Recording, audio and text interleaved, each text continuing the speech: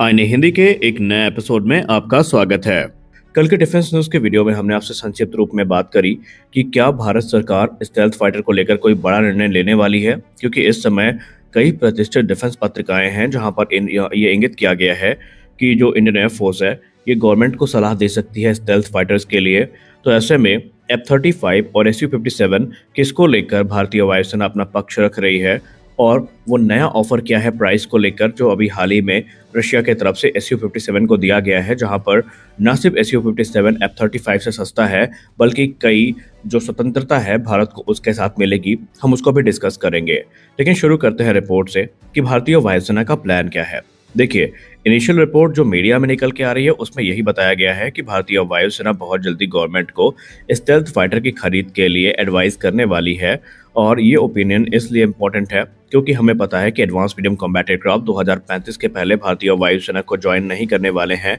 और जिस प्रकार से चाइना अपनी ताकत बढ़ा रहा है और पाकिस्तान को स्टेल्थ फाइटर्स देने की तैयारी में है, भारत के लिए चीजें और भी ज्यादा आसान बन जाती हैं कि स्टेल्थ फाइटर की तरफ जाना ही उचित होगा। लेकिन एक चीज और है, अगर ये चीजें हम अवॉइड करना भी चाहें तो हमारे पास कोई दूसरा ऑप्शन है नहीं, क्योंकि 2030 के पहले हमें तेजस मार्क 2 मिलने नहीं वाले, और वो भी वो इनिशियल वेरिएंट होंगे और आगे उनमें धीरे धीरे अपग्रेड्स होते रहेंगे, वेपन सिस्टम इंटीग्रेट होते रहेंगे और कहीं जाकर 2032 से 33 तक वो एयरक्राफ्ट पूरी तरीके से आप कह सकते हैं फुल पोटेंशियल में यूज करने लायक बनेंगे। और इसी बीच में भारत अपने जो आने वाले खतरे हैं उनको देखते हुए कोई बड़ा निर्णय ले सकता है। अब सवाल ये उठता है कि भारत आखिरकार कितनी बड़ी संख्या में लेगा। देखिए, अगर हम पाकिस्तान की बात करें तो पाकिस्तान को तकरीबन 40 5th generation fighter aircraft China के द्वारा दिए जाएंगे, और चाइना इस समय खुद के 6th generation fighter aircraft programme पर काम कर रहा है। अब स्टेल्थ एयरक्राफ्ट हमारे लिए ज़रूरी इसलिए बन जाते हैं क्योंकि ये काफ़ी कॉन्टेस्टेड इन्वायरमेंट में ऑपरेट कर सकते हैं,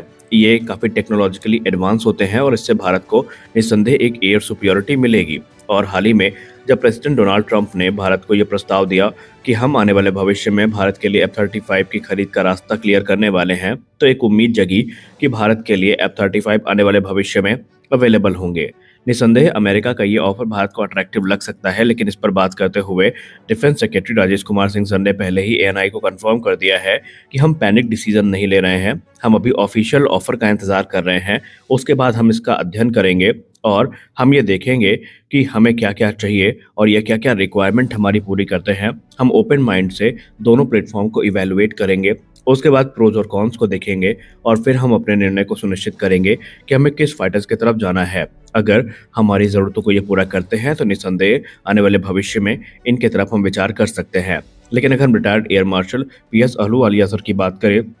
तो उन्होंने अपने वक्तव्य में स्पष्ट कर दिया है कि F-35 एक काफ़ी कैपेबल मल्टी रोल एयरक्राफ्ट है जो कि डिफेंसिव और ऑफेंसिव रिक्वायरमेंट को पूरा कर सकता है। फिर चाहे इसके स्टेल्थ कैरेक्टरिस्टिक्स हो या इसका वेपन लोड आउट हो या पावरफुल रेडार हो या एडवांस एवियोनिक्स हो, ये सब कुछ भारत के लिए बेनिफिशियल साबित हो सकती है। लेकिन आपको ये पता होना चाहिए कि F-35 यहाँ पर भारत के लिए थोड़ा महंगा भी पड़ सकता है और हमें जो पूरा इकोसिस्टम है पहले इसका अध्ययन करना होगा। और अगर हमें ये लगता है कि प्लेटफॉर्म वाकई हमारी ज़रूरतों को पूरा कर सकता है और आने वाले भविष्य में इसको लेकर हमें लॉजिस्टिकल और सप्लाई चेन इश्यूज़ नहीं होंगे अमेरिका की तरफ से, सारी चीज़ें स्मूथ होंगी, तो ही हमें इस डील में पैर रखना चाहिए, वरना ये चीज़ भारत के लिए उल्टा पड़ सकती है। उन्होंने कहा कि आने वाले भविष्य में भारत अपनी आंतरिक ज़रूरतों को पूरा करते हुए तकरीबन 2 स्क्वाड्रन जिसमें तकरीबन 36 एयरक्राफ्ट या मैक्सिमम 40 एयरक्राफ्ट भारत खरीदे, यह भारत के लिए ज़्यादा सेंस बनाता है। और इसी पर उन्होंने कमेंट करते हुए Su-57 पे भी बात करी। उन्होंने कहा Su-57 दूसरी तरफ निसंदेह बहुत ही कैपेबल प्लेटफॉर्म है, लेकिन आपको पता होना चाहिए कि बहुत सारी जानकारी इसकी टेक्नोलॉजी को लेकर उपलब्ध नहीं है। अगर यहाँ पर इंडिजिनस ईसा रेडार और दूसरी टेक्नोलॉजीज को इनकॉर्पोरेट करने की परमिशन मिलती है तो निसंदेह Su-57 भी एक बड़ा ऑप्शन बन सकता है। ये सारी बातें चल ही रही थी कि रशिया से जो Su-57 फैलन है इसकी प्राइसिंग को लेकर एक इंटरेस्टिंग डिटेल निकल के सामने आई है। एक तरफ जहां F-35 की unit cost $80 million per unit claim की जाती है और आने वाले भविष्य में जो डेटा सामने आया है वो बहुत अच्छा नहीं है, क्योंकि US गवर्नमेंट के तरफ से हाल ही में जो उनका अकाउंटेबिलिटी ऑफिस है इसने रिपोर्ट किया था अप्रैल 2024 में कि 2088 तक F-35 की फ्लीट को सस्टेन करने के लिए जो लागत आएगी वो तकरीबन $1.58 ट्रिलियन की आने वाली है, जिसने अमेरिका तक की चिंताएं बढ़ा दी हैं। वहीं दूसरी तरफ Su-57 फैलन को लेकर हाल ही में रूस की तरफ से एक रिपोर्ट सामने रखी गई है, जहां पर बताया गया है कि F-35 से कम कीमत पर ये एयरक्राफ्ट भारत को ऑफर किए जाएंगे। जहां पर यूनिट कॉस्ट को लेकर स्पष्ट तो कुछ नहीं कहा गया, लेकिन माना गया है कि जो F-35 की तुलना में Su-57 की यूनिट कॉस्ट आने वाली है वो अप्रॉक्सीमेटली $80 मिलियन से तो कम की ही आने वाली है। और क्योंकि भारत में वो लोकल प्रोडक्शन करने के बारे में विचार कर रहे हैं और ऐसे में रिपोर्ट से इंगित करती हैं कि अगर सुखोई 30 मॉडल यहाँ पर अडॉप्ट किया गया और इनका बड़े स्केल पर प्रोडक्शन भारत में शुरू किया जाता है तो यहाँ पर इनकी जो कॉस्ट है वो 60 से लेकर $75 मिलियन पर यूनिट तक आ सकती है। लेकिन यहाँ पर बहुत सारे फैक्टर्स हैं जिनको हमें यहाँ पर कह सकते ध्यान में रखना होगा। तो वहीं अगर हम बात करें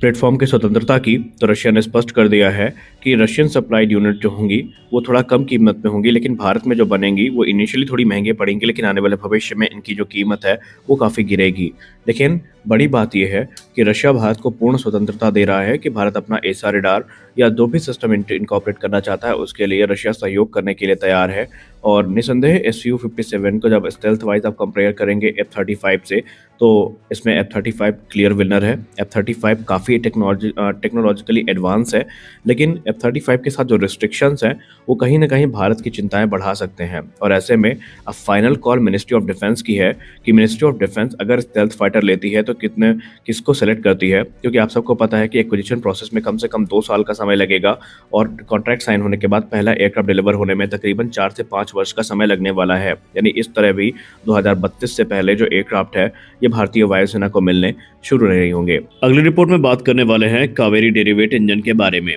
कावेरी डेरिवेट इंजन को लेकर हाल ही में हमने अपडेट के माध्यम से आपको अवगत करवाया कि GTRE अब एक जो रीवैलिडेशन ट्रायल है इसकी तैयारी कर रही है। इसके पीछे का उद्देश्य उन्होंने ये बताया कि कावेरी डेरिवेट इंजन में कुछ डिजाइन इंप्रूवमेंट करे गए थे, कुछ नए फीचर्स को ऐड किया गया था और वो ये चाहते हैं कि इससे पहले प्रोडक्शन क्लियरेंस को वो प्राप्त करें, वो इसको एक बार फिर से रीवैलिडेट करना चाहते हैं। इसके लिए रशिया में टेस्ट आयोजित किया जाना है। उनका कहना है कि ये कोई मेजर टेस्ट नहीं है या कोई मेजर वैलिडेशन ट्रायल नहीं है, बल्कि यहाँ पर चीज़ें लगभग सामान्य है। वो सिर्फ आश्वस्त होना चाहते हैं कि जो मॉडिफिकेशन और अपग्रेड्स किए गए हैं वो सही से हैं या नहीं। इसके बाद उन्होंने ये भी कहा कि जो कावेरी डेरिवेट इंजन है और कावेरी आफ्टर बर्नर इंजन है, इन दोनों में तकरीबन 70% जो कॉमनैलिटी है वो हमें देखने को मिलती है। उन्होंने कहा कि जैसे ही वैलिडेशन टेस्ट हो जाता है और क्लियरेंस इसको मिल जाती है तो ये घातक यूकैप के लिए तो तैयार हो ही जाएगा। उसके तुरंत बाद वो कावेरी इंजन को जो तेजस के लिमिटेड सीरीज प्रोडक्शन के एयरफ्रेम्स हैं उसमें इंटीग्रेट करने वाले हैं,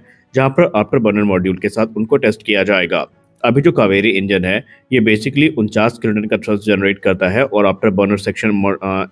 लगने के बाद ये तकरीबन 73 से 75 किलोन्यूटन का जो थ्रस्ट है वो जनरेट करने में सक्षम होगा। इसको लेकर वो कॉन्फिडेंट है कि लिमिटेड सीरीज प्रोडक्शन के एयरक्राफ्ट से जो भी हमें डेटा प्राप्त होगा उसका यूज हम कावेरी 2.0 में करेंगे, क्योंकि उनका कहना है कि कावेरी 2.0 ऑलमोस्ट डन है और इसमें हम कुछ डेटा है उनका इंतजार कर रहे हैं। उनके आते ही जो आगे का कार्य है वो शुरू कर दिया जाएगा। GTRE का एक ही उद्देश्य है तेजस में कावेरी इंजन को इंटीग्रेट करना और उन्होंने कहा आज नहीं तो कल ये प्रोग्राम होगा। और वो भी इस बात को समझते हैं कि GTRE की वजह से जो प्रोग्राम है वो ऑलरेडी काफ़ी डिले हुआ था एक समय, लेकिन अब वो उस गलती को दोहराना नहीं चाहते और जनरल इलेक्ट्रिक के ऊपर जो हम ओवर डिपेंडेंट हैं उसको भी वो ख़त्म करना चाहते हैं और जो ओवर डिपेंडेंसी है उसको कम करना चाहते हैं और वो तभी कम होगी जब इंडिजिनस ऑप्शन हमारे पास होंगे। तो देखना काफ़ी इंटरेस्टिंग बन जाता है कि GTRE कब तक हमें कोई बड़ी खबर देती है। तो इस वीडियो में बस इतना ही, मिलते हैं अगले वीडियो में, तब तक के लिए जय हिंद।